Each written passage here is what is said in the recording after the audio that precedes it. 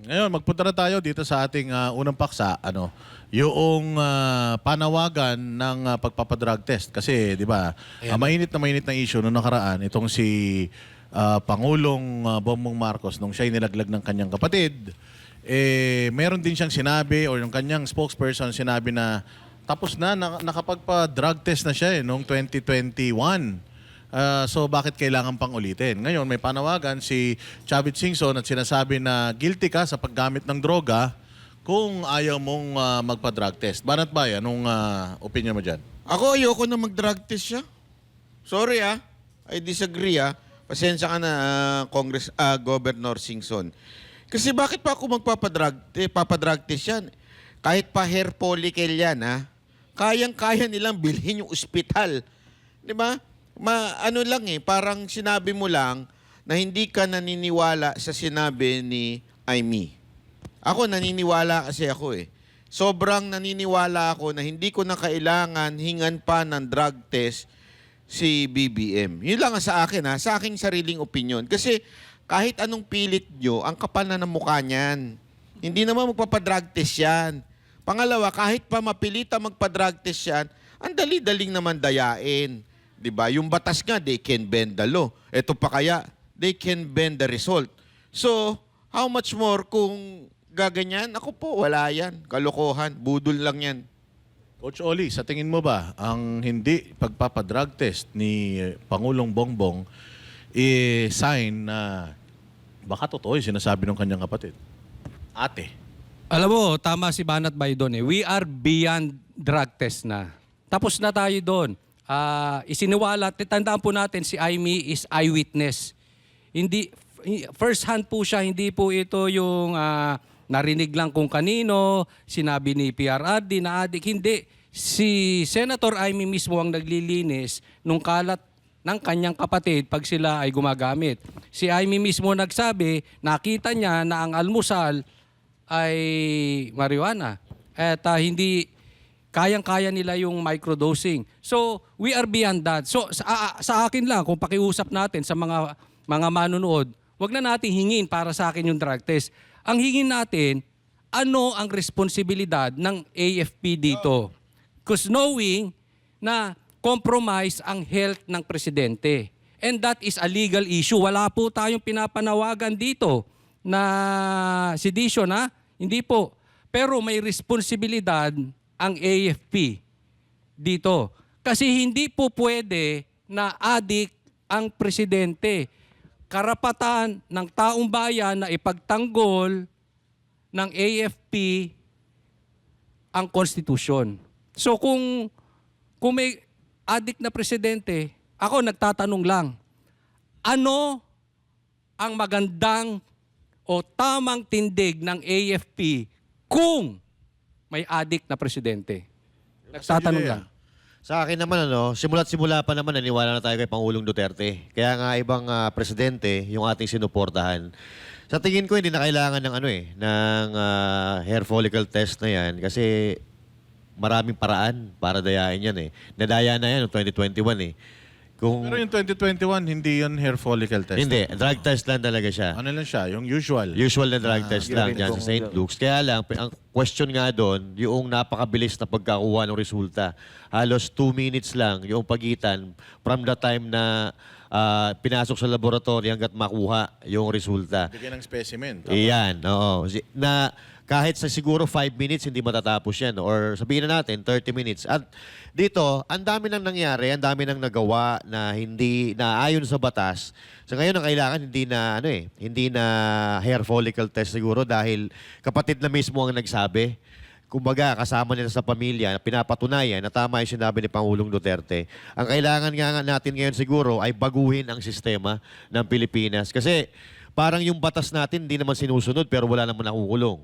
So, baguhin ang sistema para na sa ganon, sa mga susunod na henerasyon natin, may sasaayos ang buhay nila. Kasi kung ganito lang ganito, walang mangyayari.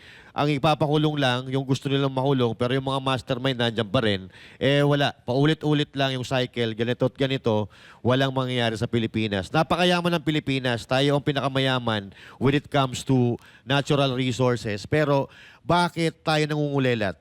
Kasi nga, ang daming magnanakaw sa Pilipinas. Yun ang problema natin, na binabali nila yung batas para makapagnakaw sila. So, kailangan natin ng matibay na batas para magwardyahan, hindi lang ang mga Pilipino, kundi yung Pilipinas at ang kaban ng ating bayan. Joy Guevara.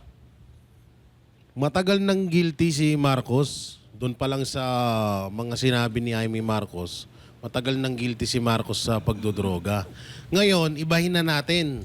Hindi na hair follicle test ang ating ipinawagan. Ang ipinawagan natin ay ikulong ni Marcos yung mga pinakawalan niya ng mga drug lord at magpakulong siya ng mga drug lord.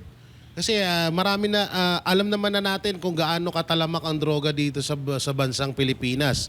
Mismong si dating Vice President pa ang nagsabi niyan sa mismong lugar niya na napakatalamak ang droga.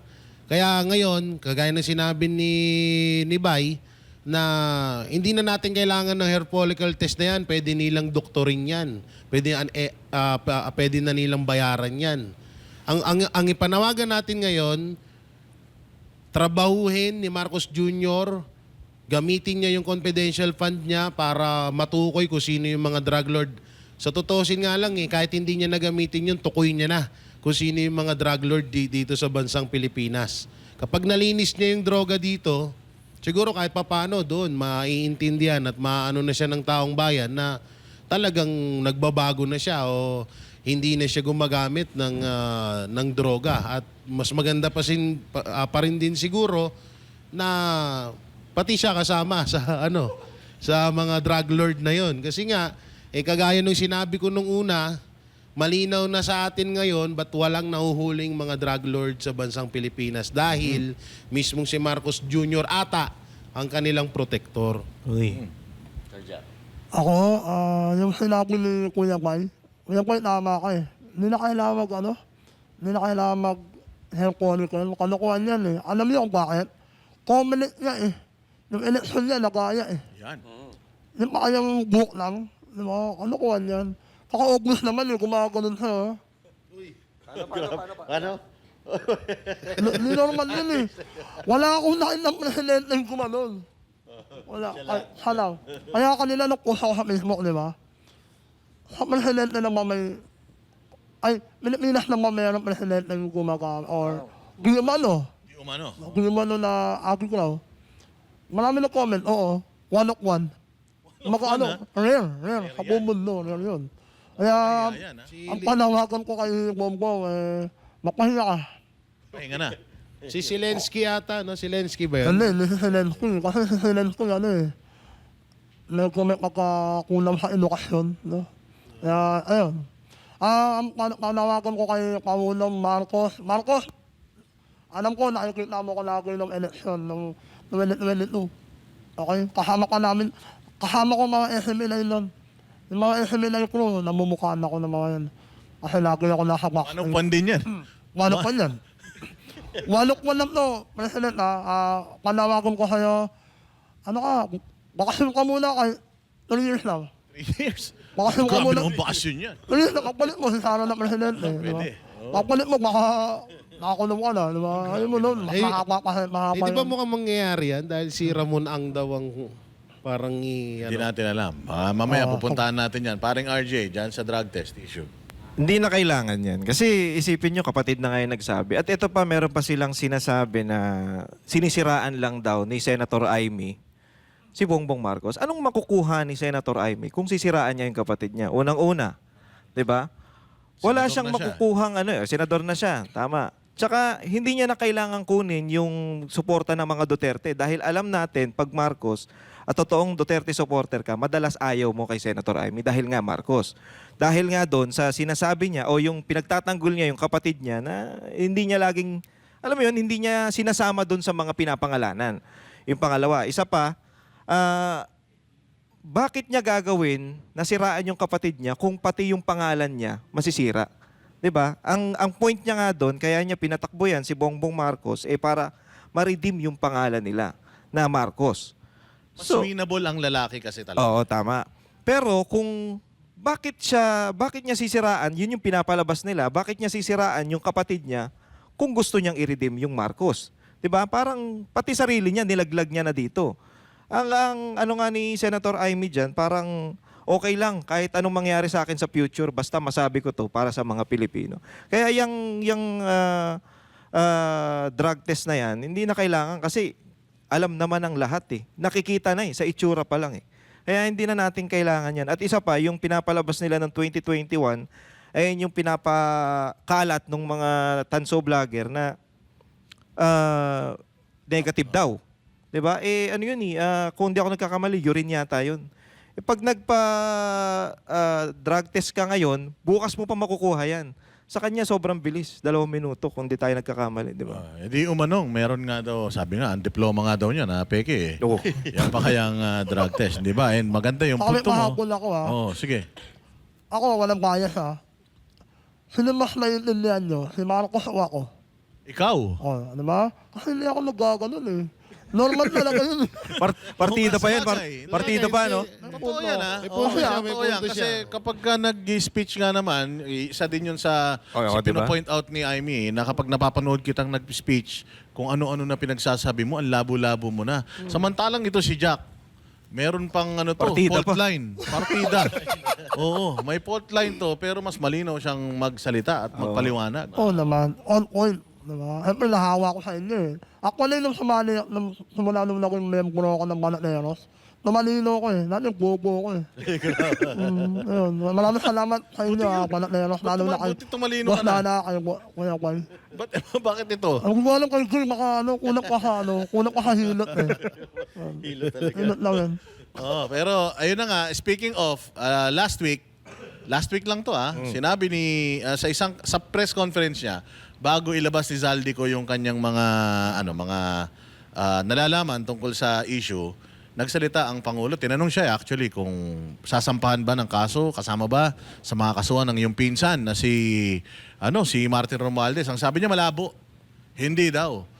Pero matapos itong mga revelasyon na ito at yung mga nangyaring revelasyon din ng kanyang ate, bigla na nag-announce siya kahapon at nire-recommend na daw ng ICI na sampahan ng kaso itong si pinsan niya na si Martin Romualdez at saka si Zaldico. Zaldico. Nire-recommenda. Banat Bay, ano sa tingin mo? Bakit biglang-bigla na pinasampahan ng kaso? Nire-recommenda. Sa tingin mo, makakasuhan ba? Masasampahan ba ng kaso? Kasi ombudsman ito eh. Hindi, pakinggan nyo yung video ko kagabi. Kanina umaga.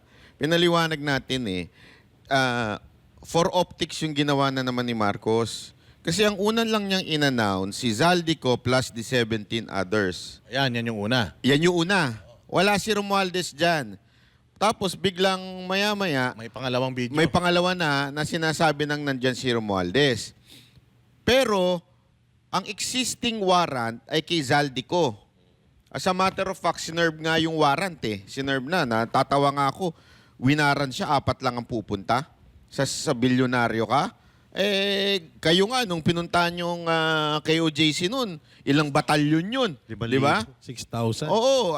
Alam naman natin, peaceful lang KOJC. Ito, may sariling security na 40. So, Sandaan daw, Banat Bay. 100 ang security niya. so ibig sabihin nun, dapat sana mas marami kung talagang seryoso kayo, nahulihin siya. So sa madaling salita, it is true na may warrant na si Zaldico. Pero si Romualdez, wala pa. Pero yung news, nilabas yung sabay na as if Romualdez and Zaldico ay may warrant na. Pero si Zaldico lang. Pero si Zaldico lang talaga. So for optics na naman yung ginawa nito ni Marcos na kunwari Pero pag tiningnan mo talaga yung balita, irerekomenda pa lang kasuhan. Parehong future. Irerecommend. Okay? Hindi pa kakasuhan. At higit sa lahat, 6 to 9 months pa daw. Yun. Sabi ni Remulla. So talagang, alam mo yun, kung hindi mo bubusisiin yung news, kung pakikinggan mo lang yung headline, parang ang dating, kinasuhan na ni Marcos. May ginawa na si Marcos. Pero wala pa pala talaga. Ang totoo, wala pa. Yun ang matindi doon. Coach Oli. Alam nyo, ito si Bongbong Marcos. NATO to, NATO. Member to ng NATO. Hindi. NATO, NAT. No action, talk only. Ayan si Bongbong Marcos eh. Maganda yung sinasabi niya na may demanda. Basta totoo. Yun ang nagiging problema kay Bongbong Marcos. Pareho sila ni Boying Rimulya. Mr. Announcement yung mga yan eh. Hindi naman natutuloy. No? Pero kahit na, for discussion purposes, magkakaso talaga, itagaan nyo to sa bato. Hindi niya kayang ipakulong si dating Speaker Romualdez. Dahil pag pinakulong niya yun, mapipilitan si Tambi magsalita. At ituturo siya niyan. So hindi niya pwedeng gipitin yan. Gigipitin niya na lang yan kung sakaling talagang wala na siyang malalabasan. Wala na siyang lusot. But for the moment, tama eh. Ano lahat yan? Optics lang yan. Mapapansin nyo, pagka-speech ni Amy Marcos, biglang pumasok. Meron ng warrant si Guo, pati si Guo eh. Ang dami talagang madadamay dyan. Ang dami nila. Pati yung dito sa Taal Lake, may nakita na namang buto. May kasama pang brief. Anong gusto nilang palabasin para maalis, mabura yung sinabi ni Amy? Kaya nga po, sinasabi ko lagi sa ating mga manunood, sa aking vlog, focus tayo doon sa speech ni Amy. Mabigat po kung may adik na presidente. Huwag tayong papaligaw doon sa mga gusto nilang topic. Yan eh, lahat yan gusto lang tayong iligaw. Bakit tayo napunta na naman sa Taal? Pambihirang buhay Hindi, ito. tsaka optics ha, imaginein mo. Alam naman nila si Zaldico wala sa Pilipinas. Di ba? Alam nila eh, wala sa Pilipinas. Tanga ba sila kung, kasi una-una meron naman yung Bakit sa, ba, sa immigration. Meron yung yung lookout bulletin order. Oh. Na alam mo kung nasaan siya. Oo. Tapos, isi-serve mo yung warrant dyan. Di ba? Alam naman natin sa husgado, kasi alam natin yan, yung mga warrant eh. Kailangan matanggap mismo nung tao. Hindi pa pwedeng iiwan mo lang kung kani-kanino. Anong pinuntan yun dyan? Parang mga buang, oh. Again, hindi ko kasalanan nitong 4 na pulis natin na to. Sila naman ay napag-utusan lang. Utusan siguro, kahit sila mapapakamot eh. Ano ba tong utos na to? Alam na nga wala dito si Zaldico, utos pa sa amin. Pero alam mong may video pa eh, di ba? So alam mo talagang paandar lang ito ni Bongbong. Kumakatok pa. Parang mga ogag. Pagka siguro bumukas yan at nakita nila si Zaldico, lalo sila magugulat, di ba, Master Judea? Sa akin naman no, yun nga, yung sinabi ni Boss Bay, alam naman natin kung nasaan si Zaldico, ang tagal nang umalis. At eto, patunay lang ito na pinaiikot-ikot lang talaga tayo. Idadamay naman pala nila si Martin Romualdez ngayon. Bakit hindi pa nung una pa na nagsasalita yung mga ebidensya na idinadawit si Martin Romualdez? Ang problema kasi dito sa sa administrasyon ni Pangulong Bongbong Marcos, hindi sila nakikinig sa taong bayan. Hindi sila nakikinig sa opinion ng taong bayan. At kung ano yung gusto nilang mangyari, yun ang gusto nilang mangyari. At yun talaga ang inaasahan nilang lumabas. Hindi pa ba tayo nasasanay na si Pangulong Bongbong Marcos mula pa man noong kampanyahan, hanggang ngayon I'm sorry pero ang binibitawan nito puro kasinungalingan. Maraming pinangako ito na hanggang ngayon hindi pa rin natutupad, hindi pa rin ba tayo nasasanay. Kaya nga, ang pinaka-importante dito, hindi na kaya ng taong bayan yung ginagawa nila. Hindi na kaya ng batas ng Pilipinas na kontrolin yung ginagawa nila kasi iniikutan nila yung batas eh.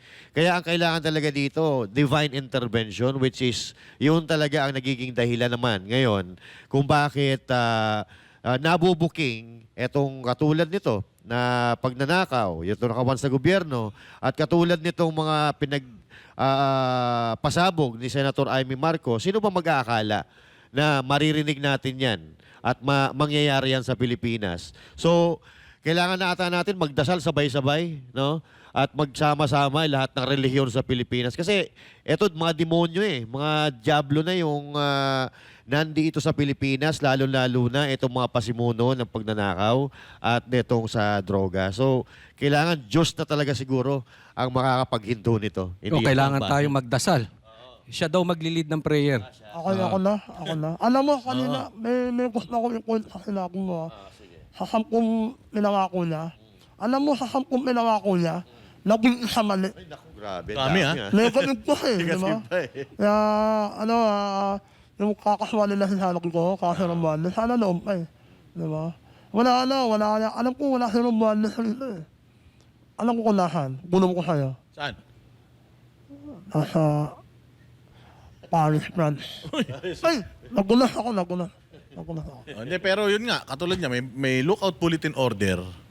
Meron confidential funds ang PNP. Sinisilip nila yung confidential funds ni Inday Sara, pero may confidential funds at saka intel funds ang PNP, pero hindi nila na surveillance Jay Guevara, na wala si Zaldico sa kanyang condominium. Doon muna ako sa pagsampa ng plunder dito kay Martin Romualdez. Hindi pa sinasampahan. Oo. Inaano pa lang, parang nire-recommenda. Kahit na. Napakahina ng isip nila, ng utak ni Marcos. Alam niyo kung bakit? Mapera to eh. Ito yung mga tao na dapat rekta ng hinuhuli. Hindi mo na kailangan pang anuhan ng plunder. Tsaka dapat lahat yan. Passport, kanselado na dapat yan. Nangyari na kay Zaldico, di ba? So pwedeng, kung si Zaldico nga nagawa yun eh, na lumipad pa ibang bansa, what if pa kay Romualdez? Diba? Wala pa siyang kaso eh, so hindi pa Kahit siya na. lilipad dahil Kahit wala pang na, kaso. bakit si Zaldico? Wala pa rin kaso nung lumipad yan ha? Bakit si Bunuan? May kaso na ba nung lumipad? Wala pa rin ha? So lahat yan. Pwede, kahit si Martin Romualdez, kung sakaling magkabaliktaran sila ni Marcos, pwede niya pa rin gawin yun. So dapat ang unang inasikaso diyan ni Marcos, pinaano yung passport, pinakansela. Tapos pinabantayan niya agad 'yan.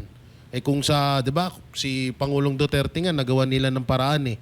What if pa diyan kung talagang gusto niya talagang ma-resolve etong nakawan sa flood control. Dapat may mga monitor diyan. At speaking of confidential fund, 'di ba? Yan pa yung isa dapat ginagamit nila 'yan. Sa DILG, 500 million ang confidential fund dyan. Sa DOJ, ganun din. So, ang lalaki ng confidential fund dyan. Lalo pa kay Pangulong Marcos Jr. na 4.5 billion. So, kung yung confidential fund mo na yon, gamitin mo yung para matutukan yan, katulad yan. Kaso, wala na rin tayong paniniwalaan dito. Alam naman natin na palabas lang to eh. Bakit, eto nga yung paulit-ulit na tanong bakit nyo hinayaan na makalabas si Zaldico? Umulit pa. Bakit nyo hinayaan na makalabas si Bunuan? Tapos ngayon papaniwalain nyo kami na makakasuhan si Romualdez? Kalokohan yun. At kahit walang kaso pwedeng kansilahin. Republic Act 8239, Section 4. Ito, basahin ko In the interest of national security, public safety, and public health, the Secretary, any authorized consular officer may, after due hearing and proper discretion, refuse to issue a passport or cancellation. So, pwede ho ito. Hindi ho sinasabi nila kailangan may kaso lang. Yun ang sabi nila. Oo, kasi national security ho ito. Sabi nga ni Tiangco, narinig ko yung kanyang interview, ngayon, magulo na Magulo na kasi kaliwat kanan ng rally, pumapasok pa ito makakaliwa, na alam naman natin, isa ho ito sa mga nanggugulo sa bayan natin. Nakita natin sa Menjola. So, ibig sabihin, may national security issue na ho dito. Bakit? Kasi nawawala yung mga di umano o pinagbibintangang mastermind. So, dapat, ngayon pa lang, kansilahin na. Hindi yung aantay natin, lumipad na naman si Romualdez, tapos saka tayong nga, katulad na nangyari kay Zaldico. Kasi yun yung sinasabi nila na ang due process, kailangan daw may kaso para makansela kasi everyone has the right to travel. Yun ang sinasabi nila. So, hindi daw pwedeng kanselahin basta-basta yung passport. Pero, parang RJ, ano opinion mo dyan sa pagkakaso? Sampa ng kaso? Optics lang ba yan? O ano? Papogi lang kasi naturo na siya Naturo na siya yung mastermind. Dalawa sila ni Romualdez. At isa pa nga dyan, alam naman natin na wala dito talaga si Zaldico. So, yung style nila na pupunta doon sa maghahain sila ng warrant, napaka-imposible. Ito nga madali sana sa kanila na kansilahin kung talagang mayroong kaso na si Zaldico, madali sa kanilang kansilahin na yung passport niya. Pero ano nangyayari? Puro lang sila pa-cute. Di ba? Ganyan Si naman ang Bunuan ano eh. Si Bunuan pa. Pwede naman nilang gawin yun. Nakansilahin yung passport niyan. Kasi nga, merong kaso. Di ba? May warrant na nga eh. Pero bakit wala silang magawa? Kasi noon, kakampi nila yung mga yan. At nakakapagtaka nga nito, bakit ang bilis nilang kasuhan si Zaldico? Kasi bumaliktad na. Pero yung mga masasabi natin, nakasama nakaraan, nila, walang- nung nakaraan, ang hirap nila. Ang dami nilang palusot. Ay, hindi natin pwede yung anuhin. Hindi natin pwedeng cancelahin yung passport niyan. Hindi natin alam kung Tsaka nasaan. take note key person yung si Bunuan. Kasi Ano ba siya ang secretary nung may flood control project. So, hindi kaya, isipin nyo ito kung ano yung sinabi ni Zaldico. Di ba? Yung sinabi ni Zaldico na sinabihan siya ni Remulla na we will take care of you. Hindi kaya yun din ang sinabi ni Hindi rin muna Marcos? si Romualdez. Sorry, Romales pala. Hindi kaya yun din ang sinabi ni Marcos kay Bunuan? Oo, pwede. alis ka na, we will take care of you. Oh, 'di ba? Malay nyo, ganun din ang sinabi. At Oh. pwede rin At sabihin- hindi na mahirap, isipin mo, mahirap na 'yon. Paano mo maiko-connect ngayon kung sino yung may kasalanan talaga? Yung secretary, wala na. 'Di ba? Makakalusot dito si Romualdez. Kung sa ano, no, yung kasi yung issue na to, ang DPWH ang katawan. Isang buong katawan ng ahas to eh. So yung sekretary, yung katawan, wala na rito sa Pinas, so malabo na talaga, putol na. Kasi natitira na lang, contractor tsaka Malacanang eh. Sila At yung saka ang natitira posible na lang. nga dyan, kunwari biglang kasuhan si Romualdez, di ba? Tapos biglang mapawalang sala siya. Di parang magiging victory pa sa kanya yun. So pag naging victory pa sa kanya yun, gagamitin niya pa sa kampanya yun. Na, oy, wala akong kasalanan, tingnan nyo na. Oh. Higipit Pero lang. in reality, hindi lang ganun na napatunayan dahil sabi nga nila, sabi na isang dating justice ng Supreme Court, na ang plunder napakahirap patunayan. Hindi lang yun na nagsabi, pati si Remulla. Remulla, sinabi din niya yan, na ang plunder napakahirap patunayan. Plus, nawala pa yung sekretary. So, yung kaso ni Romualdez, halatang doomed to para lang quote-unquote, may ginawa si Marcos, madidismiss din yung kaso. Wala na kaming pananagutan dyan kasi korte na nag-dismiss kay... Deemed to fail. Oo, wala na kaming pananagutan dyan dahil korte na nagsabi. Basta kami, sinampa namin, kinasuhan namin, korte na yan. Patay tayo dyan. Tsaka yun nga nire-request actually ng tao na sampahan ng plunder kasi ang plunder is nandiyan dyan para i-utilize. Nasa batas yan eh.